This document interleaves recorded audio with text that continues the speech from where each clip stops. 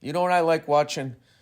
I like watching Asians in Asia, in the motherland, on fucking scooters with too much shit on them, trying to get down this. First of all, it's fucking amazing the amount of shit you can get on a goddamn scooter. And then literally the speed that people will drive with all of that shit, or possibly 4 or 5 passengers. It's incredible. It's like Keystone Cops. It's like a silent movie comedy. I'm into that. I'm into the people. I go all around the world for failures. If I want to see somebody in Australia fail, I'll watch fucking jerk off picks up poisonous snake. You know, that's a fun genre. I go to America. I'm in America. You know, and I'll tell you what, rest of the world, I don't see failure. What I just see is a bunch of people, bunch of heroes having the courage to attempt something. All right, England, I see failure all over the place. No, I'm kidding. America, what you got to go with there? Skateboarding. You got to go with that. You know, these fucking tricks some of these kids learn. My daughter has been watching Ninja Kids. And some of the shit that these kids do, you know, flipping around, they're basically like gymnasts mixed with like ninja warriors. And some of the stuff that they do, you're like, how in the fuck do you learn how to do that? And it's always like, well, you know, they fucking jump into a foam pit, you know, and that's like those fucking guys on those motorcycles, right? And they fucking do like a goddamn backflip on a bike, hold onto the seat, pull the bike back underneath them, and then land. It's like, how the fuck do you learn how to do that? Like, oh, you know, they practice in a foam pit. Yeah, until they don't. And then there's that first time you do it. Okay. No foam on this one, man.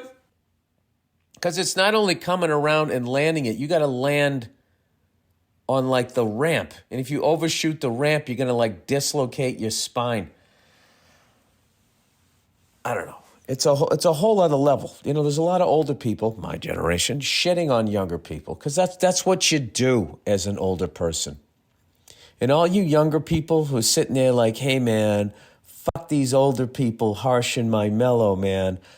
Did anybody ever say that, by the way? I never heard that line until, I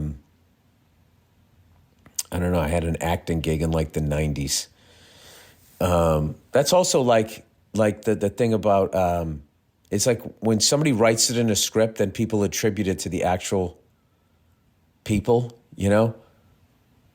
Like for some reason, I think I've talked about this before. God knows I've been talking to myself on this fucking thing since 2007. So forgive me if I repeat a story. Don't you love when people do that, when they're fucking it up and then they put the guilt of it on you? That's what I just did there. That's what I just did there. I forgot my story. Oh, I know. When they try to make it seem like people in Boston said wicked pissa. Oh, that's wicked pissa. Nobody ever said that. They'd say he's wicked stupid. Oh, that's fucking pissa. But nobody ever said wicked pissa.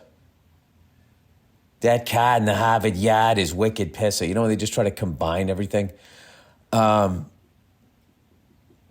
bet that's true with a lot of shit. I do know anytime there's a hit movie about a specific part of the world, whenever I go to tour there, I do a stand-up. Let's tour there, Bill. Let's take it down a few. Whenever I go there to tell my shit jokes at some casino, somebody always has to come up to me and be like, did you see the movie, you know, basically about this place? And I would be like, yes, I did. And they go, yeah, nobody talks like that. We don't fucking talk like that, all right? It's like, all right, well, you kind of do. You know? I guess we kind of say wicked pissel. We just don't say it together. But then they say it enough times and then people will actually start doing it. I also noticed that. Like, I remember when the Red Sox won in 2004 and ESPN just kept saying people in New England are not going to know what to do, because we'd lost for almost 100 years. They're not going to know what to do. And then sure enough, they start interviewing fucking people in Massachusetts. Of course, they're all on like fishing boats, because that's what, there's so many lobster fishermen up there. I love how they always try to do that too, right? And then they literally start interviewing, and then people are like, I don't know what to do. They literally just, they fed you the fucking line enough times. You watched it, and then you fucking said it.